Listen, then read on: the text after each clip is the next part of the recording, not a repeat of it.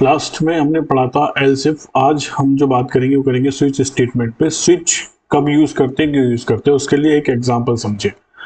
मान के चलिए कि आपके पास मल्टीपल चॉइसेस हैं, तो आप एल्स इफ का यूज करते हैं, ठीक है।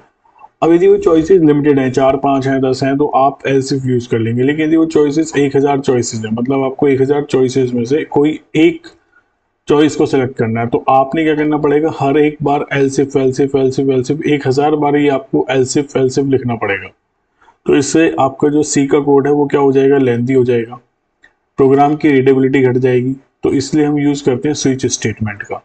स्विच स्टेटमेंट के केस में क्या होता है कि जो आपकी चॉइस है डायरेक्टली आपका जो कोड है वहीं पे रन होता है, ठीक है। तो इससे आपकी रीडेबिलिटी कम हो जाती है, ठीक है। आपकी जो मेमोरी स्पेस है वो सेव हो जाता है। तो that's why we are going to use switch, ठीक है। रीडेबिलिटी बेहतर हो जाती है इस केस में, ठीक। तो आपका जो प्रोग्राम कॉम्प्लेक्स दिखता है जब आप एलसिफ यूज करते हैं, मल्टीपल लाइंस का यूज करेंगे, ठीक, वो बहुत इजी और सिंपल हो जाता है, ठीक है। क्योंकि एलसिफ क्या करता है, हर एक कंडीशन को वन बाय वन चेक करेगा, जो सही होगा उसे फिर रन कर देगा, ठीक है। लेकिन स्विच के केस में क्या होता है कि जो आपका सही स्टेटमेंट है डायरेक्टली कोड वहीं पे जाएगा, उसको रन करेगा और आपको आंसर मिल जाएगा, तुरंत के तुरंत आउटपुट मिल जाएगा। तो जो टाइम कंज्यूमिंग है वो आपका कम हो जाता है, ठीक है। तो इसलिए if you are having multiple choices, बहुत ज्यादा आपके पास चॉइसेस हैं, then prefer to use switch statement. तो अब ये समझना है कि स्विच स्टेटमेंट का यूज कैसे करना है, ठीक। तो पहले समझ लेते हैं, थोड़ा सा आइडिया ले लेते हैं। स्विच में क्या है कि मल्टीपल ब्रांच स्टेटमेंट है। बेसिकली यूज आप इसलिए करते हैं कि हर एक स्टेटमेंट एल्सिफ का एग्जीक्यूट ना होके आप सीधा क्या करें, आपकी चॉइस पे पहुंच जाएं, जो आपको चाहिए आप डायरेक्टली वहां पे पहुंच जाएं, ठीक है। तो मल्टीपल ऑप्शंस हैं, लेकिन उसमें आपको सिर्फ वही कोड रन करना है जो आपका चॉइस के हिसाब से है। यदि कोई चॉइस आपकी मैच नहीं करती है तो उसमें एक डिफॉल्ट वाला सेक्शन होता है, वो डिफॉल्ट वाला एग्जीक्यूट हो जाता है। अभी जब आप सिंटेक्स देखेंगे तो क्लियर हो जाएगा, ठीक। और स्विच में क्या होता है, स्विच में कंपाइलर पीछे एक जंप टेबल क्रिएट करता है, ठीक है। और जंप टेबल जब वो क्रिएट करता है तो डायरेक्टली आपके जो मैचिंग केस है, जो केस आपने ऑप्ट किया है, चूज किया है, डायरेक्टली वहां पे चला जाता है, ठीक है। जैसे फॉर एग्जांपल एक रियल लाइफ एग्जांपल जो समझिए, इसमें आप रेस्टोरेंट में गए तो मल्टीपल आपके पास ऑप्शंस हैं। नंबर 1 पे समोसा है, दूसरे पे ब्रेड पकौड़ा है, तीसरे पे कुछ और है। तो वेटर आपसे हर एक ऑप्शन को सिक्वेंशियली पूछेगा, आप नो नो करते जाएंगे, जो आपको मैच हो जाएगा उस पर यस कर देगा। But this is very time consuming process, ठीक है। जो आपको चाहिए आप डायरेक्टली वहां पे पहुंचे और डायरेक्टली उस चीज को करिए। जैसे एक और एग्जाम्पल समझिए, जैसे लिफ्ट की बात करें, तो लिफ्ट के केस में मान लीजिए आपको फ्लोर नंबर 17 पे जाना है। तो यदि लिफ्ट हर एक फ्लोर पे रुकते हुए जाएगी तो it will take very much time, ठीक है। और यदि आप डायरेक्टली अपने कोड को 17th पे ही 17th फ्लोर पे ले जाएं तो आपका समय बच जाएगा, ठीक है। That's why we use switch statements in C programming, ठीक। अब करते कैसे हैं उसका सिंटेक्स समझिए। तो सबसे पहले आपको लिखना होता है एक कीवर्ड जो है स्विच, ठीक है। उसके बाद आपका आता है चॉइस, जो भी आप चॉइस यूज करते हैं, ठीक है। ये वेरिएबल मैं बताऊंगा, ये वेरिएबल वो नहीं है, मैं आपको क्लियर करूंगा कि इसमें आप क्या यूज करेंगे, ठीक है। बेसिकली आप यहाँ पे इसको एक्सप्रेशन लिखते हैं कोई भी, ठीक।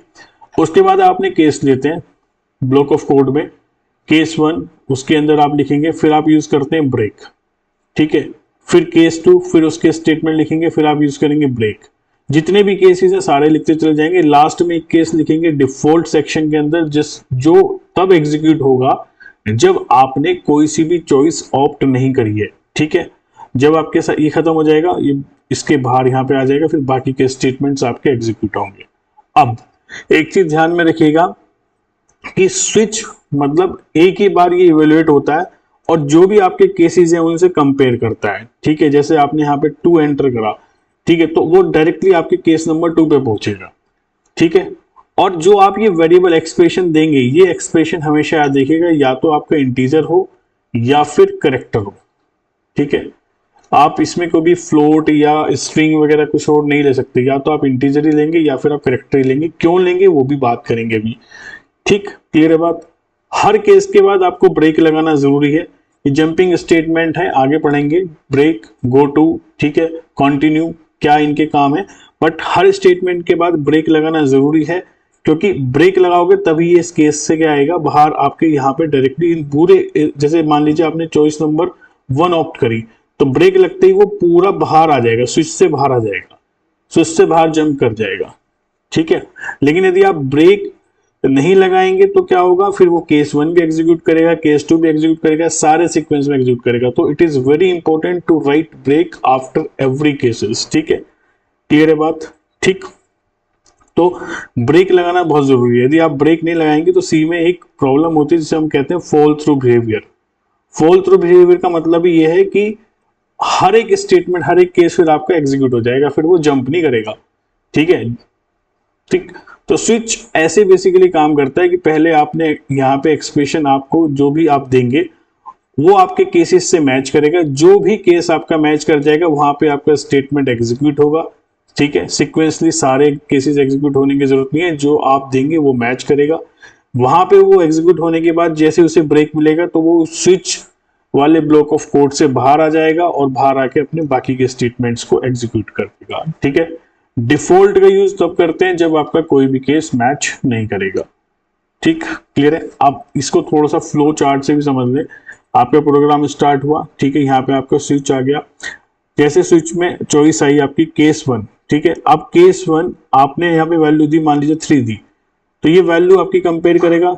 ठीक, कंपेयर करेगा 1 से 3 कंपेयर करेगा, तो ये नहीं होगा, तो इस नहीं होगा तो मतलब ये कंपैरिजन नहीं हो रहा है, तो ये अगले वाले केस पे चला जाएगा। ठीक है, केस 2 और 3 को कंपेयर करेगा, नहीं होगा तो फिर ये अगले वाले पे कम जाएगा। नेक्स्ट में देखिए 3 से मैच कर जाएगा, यानी कि आपके स्विच एक्सप्रेशन से मैच कर जाएगा, तो ये एग्जीक्यूट होगा, अंदर घुस जाएगा। कोड ब्लॉक 3 में जो भी आपकी स्टेटमेंट्स होंगे उनको एग्जीक्यूट करेगा, वहां से बाहर आ जाएगा और आपके बाहर आने के बाद एंड की तरफ चला जाएगा।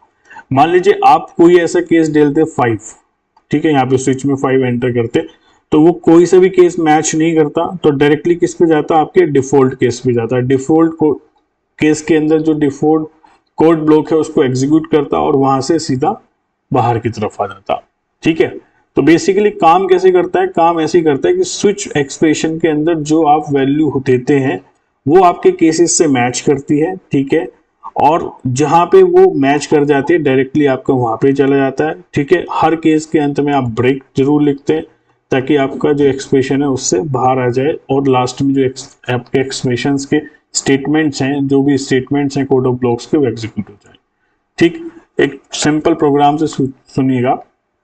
जैसे आपको एक मेन्यू बनाया जिसमें आपने दिया कि यदि आप 1 ऑप्ट करेंगे तो समोसा मिलेगा, 2 करेंगे तो पकौड़ा मिलेगा, 3 करेंगे तो बर्गर मिलेगा।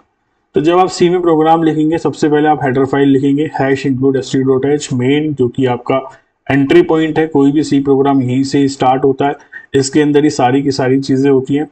आपने एक वेरिएबल बनाया इंट चॉइस, ठीक है, ये आप स्विच के एक्सप्रेशन के लिए बना रहे हैं।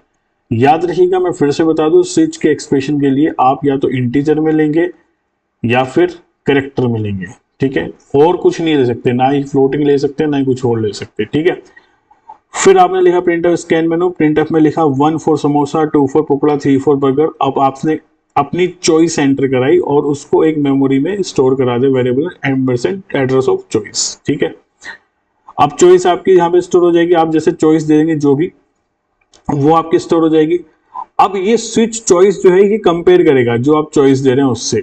ठीक है, जो भी आपका केस मैच कर जाएगा वो वाला एग्जीक्यूट, आपका ब्लॉक ऑफ कोड एग्जीक्यूट हो जाएगा। मान लीजिए आपने 3 दिया तो डायरेक्टली ये स्विच 3 यहाँ पे आ जाएगा और ये डायरेक्टली केस नंबर 3 पे जाएगा। 3 पे जाएगा तो उसके अंदर के जो भी स्टेटमेंट्स है उन्हें एग्जीक्यूट कर देगा। उसमें लिख रहा है यू ऑर्डर्ड बर्गर, तो बर्गर ये वाला ऑर्डर हो जाएगा आपका। यहाँ पे ब्रेक लिख दिया आपने, तो ये ब्रेक से मतलब क्या है कि ये अब बाहर आ जाएगा सीधा स्टेटमेंट और आपका प्रोग्राम रिटर्न 0 पे आके फाइनली सक्सेसफुली एग्जीक्यूट हो जाएगा।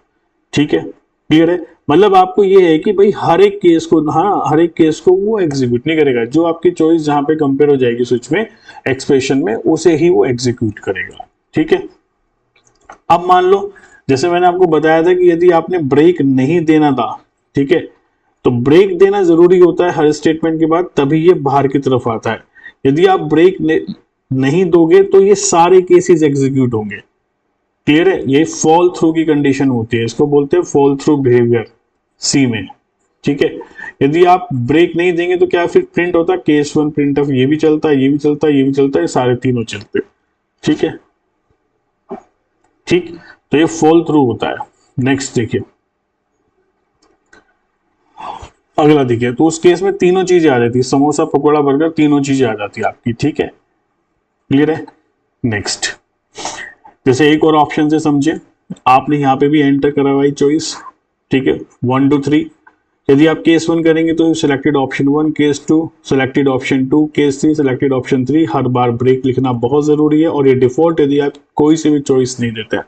मान लीजिए आपने चॉइस दी 5, तो यानी कि 1 2 3 कोई से भी कंपेयर करने पे नहीं मिलेगा, तो सीधा कौन से वाला एग्जीक्यूट करेगा, डिफॉल्ट वाला ब्लॉक ऑफ कोड आपसे आपके पास प्रिंट हो जाएगा, इनवैलिड चॉइस, ठीक है, और लास्ट में नीचे आ जाएगा एग्जीक्यूटिंग द स्विच स्टेटमेंट, ठीक है। मान लीजिए आपने दिया 2, ठीक है, तो आपका 2 यहाँ पे कंपेयर करेगा सेकंड वाली केस से। सेकंड वाली केस में क्या, यू सिलेक्टेड ऑप्शन 2 यहाँ पे जाएगा, फिर ब्रेक आ जाएगा, ब्रेक के मिलते कंट्रोल फ्लो कहाँ जाएगा आपका, कंट्रोल फ्लो आपका लास्ट इस स्विच से बाहर निकल के लास्ट वाले एक्सप्रेशन में आ जाएगा, जिसमें लिखेगा एक्सिटिंग द स्विच स्टेटमेंट। तो इस तरीके से स्विच काम करता है, ठीक है। करने को तो आप यहाँ पे एल्स इफ भी यूज कर सकते थे, लेकिन मैंने आपको प्रॉब्लम समझाई कि एल्स इफ के केस में क्या होता है कि ये 2-3 चॉइसेस हैं तो ठीक है, चल रहा है काम, लेकिन यदि मान लीजिए 1000 चॉइसेस होती तो कितने आपको वो लिखने पड़ते एल्स इफ, और उसमें हर एक लाइन ऑफ कोड को वो एग्जीक्यूट करता, 1000 के 1000 एल्स इफ को एग्जीक्यूट करता है ना।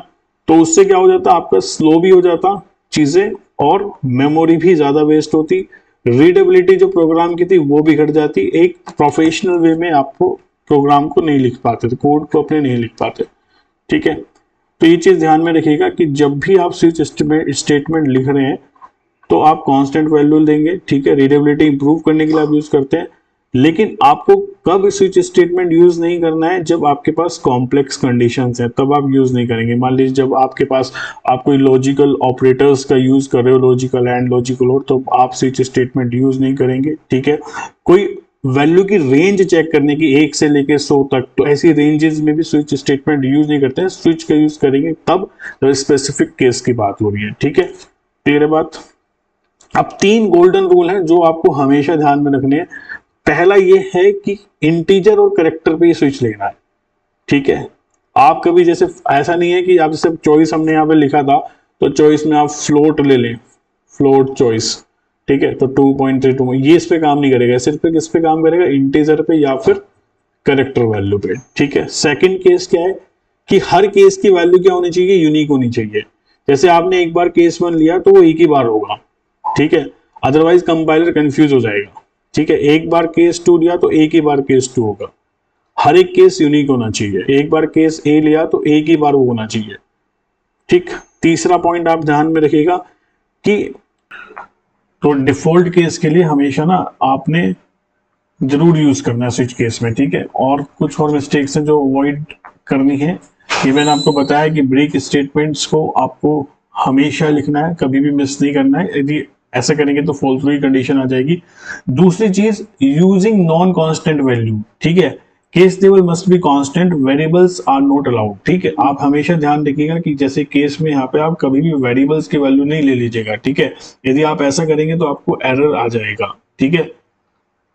क्लियर है, वेरिएबल नहीं लेने हैं, कांस्टेंट, ठीक है।